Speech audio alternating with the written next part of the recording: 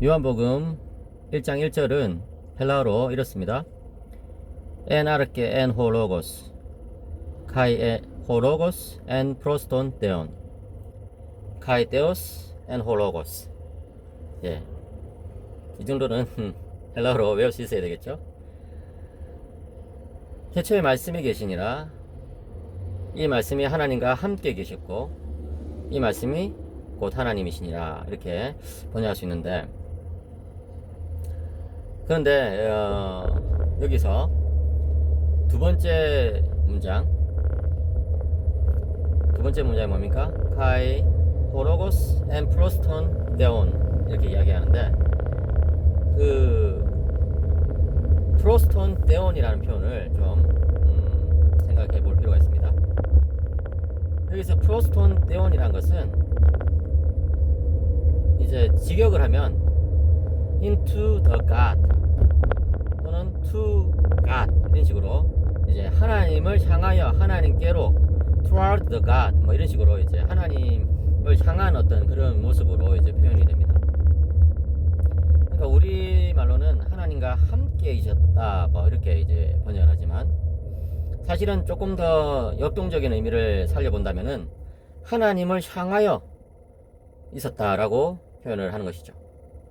그러니까 이것에 대해서 이제 저윅이라는 이제 헬라어 문법가는 성자가 영원 전부터 성부의 품을 끊임없이 파고드는 그런 어떤 역동적인 모습을 보여주고 있다, 이렇게 설명을 하는 것을 보았습니다.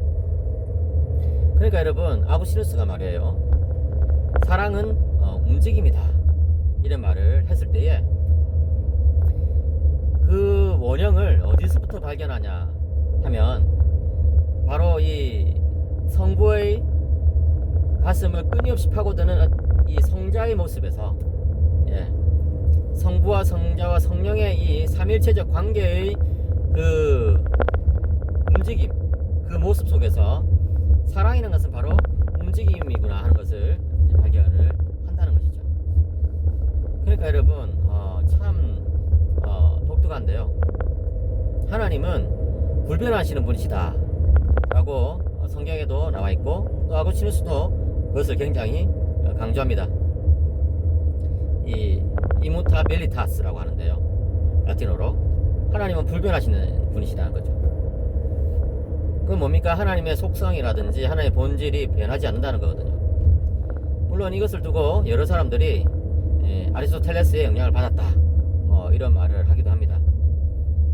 아리스토텔레스는요, 그의 그 메타피지카 형이상학 람다 편에 보시면은, 그 람다 편이라는 것은 이제 숫자로 쭉 이렇게 그 나가는데, 그 알파벳을 숫자 대용으로 쓴 거예요. 알파, 베타, 감마 막 이런 거를 그렇게 해가지고 이제 람다 이제 편에 보시면은, 람다 챕터죠. 챕터 람다에 보시면은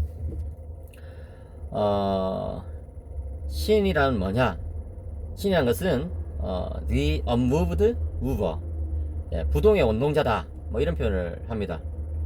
그러니까 아리스토텔레스가 봤을 때는 신은 만물의 제일 원인인데요, 제일 원인인 자신은 움직이지 않으면서 만물을 이제 막 움직여가는 그런 존재가 이제 신이라는 거예요. 비유를 하자면은, 제가 굉장히 배가 고픈데 저기 제 테이블 위에 맛있는 빵이 딱 놓여 있어요. 그 빵 자체는 움직이지 않죠. 그런데 배가 고픈 저를 막 계속 이제 당기는 거예요. 끌어당기는 거예요. 예. 그런 것처럼 이제 비유를 하자면 그렇다는 거예요. 신은 어떤 그 독특한 그런 능력을 가지고 있는데, 자기는 안 움직이면서도 만물을 그렇게 움직이는 그런 어떤 독특한 능력을 가지고 있다는 것이죠.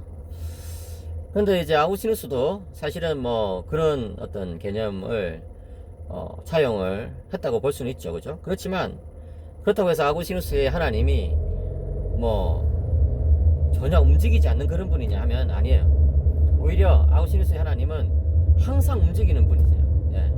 그래서 고백록에도 보면은 그런 표현이 나오거든요. 늘 움직이시지만 그럼에도 불구하고 움직이지 않는 분이시다. 예. 그 참 역설적인 표현인데요. 재밌죠, 그죠? 하나님은 늘 움직이시는데, 그런데 그런데 움직이지 않는다. 예.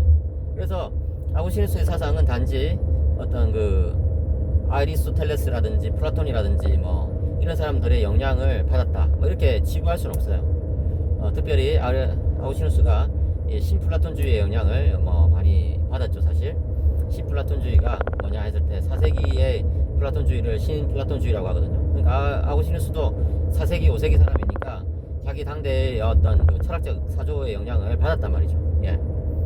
그런데 그렇다고 해가지고 이 아구시누스가 뭐 완전히 철학에 빠져가지고 성경의 사상을 뒤틀었다, 이렇게 볼 수는 없는 것이죠. 예. 아무튼 하나님은 어떤 분이시냐 했을 때, 하나님은 사랑이신데, 사랑의 정의가 제가 이전 그 동영상에서 말씀드린 것처럼 움직이는 거라고 했잖아요. 하나가 되기 위해서 움직이는 거. 예.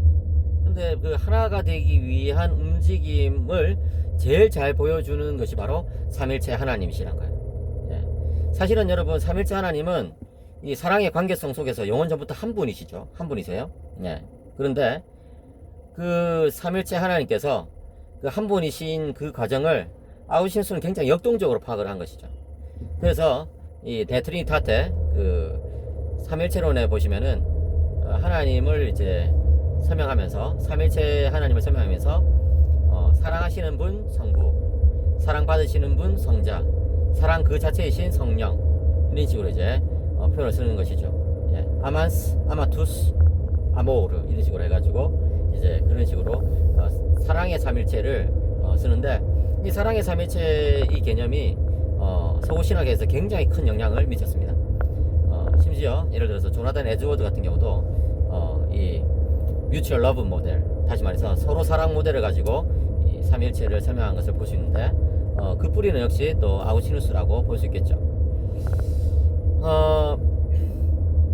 이처럼 하나님은 정말 서로를 향한 그 사랑의 움직임 속에 계시는 분이신데, 그런데 하나님께서 이 세상을 만드셨잖아요. 이제 이 세상을 만드신 하나님은 어떤 분이시냐 했을 때, 이 세상을 사랑하기 위해서 끊임없이 이제 움직이시는 그런 하나님이시란 거예요. 그러니까 여러분, 우리가 하나님을 생각할 때에 어떻게 생각하는 것이 제일 좋을까요? 사랑 가운데 나를 찾아오시는 분, 예. 사랑 가운데 나를 찾아오시는 분, 이런 식으로 생각하는 것이 제일 좋다는 것이죠. 그래서 아구시누스는 인간의 그 목적에 대해서 설명할 때도, 인간의 존재 이유에 대해서 설명할 때도 인간은 왜 존재하느냐 했을 때, 인간은 하나님의 사랑의 대상이 되기 위하여 존재한다, 이런 이제 말을 하는 것이죠. 그러니까 여러분, 인간은요, 뭐 인간 스스로가 대단하기 때문에, 잘났기 때문에 그래서 존재한다, 이런 것도 아니고, 또 반대로 나는 너무나 못나고 너무나 좀 보잘것없기 때문에 나는 존재 가치가 없어, 이렇게 말해서도 안 되는 거예요. 인간은요, 누구나 다 하나님의 사랑의 대상입니다. 그렇기 때문에 인간은 그 자체로 삶의 의미와 목적을 가지고 있는 것이죠. 예. 삶의 목적이 우리 안에 있지 않냐고, 우리 밖에 있다는 것을 여러분 기억하시기 바랍니다. 그것은 바로 우리를 향해서 사랑으로 찾아오시는 하나님께 있다는 것입니다. 감사합니다.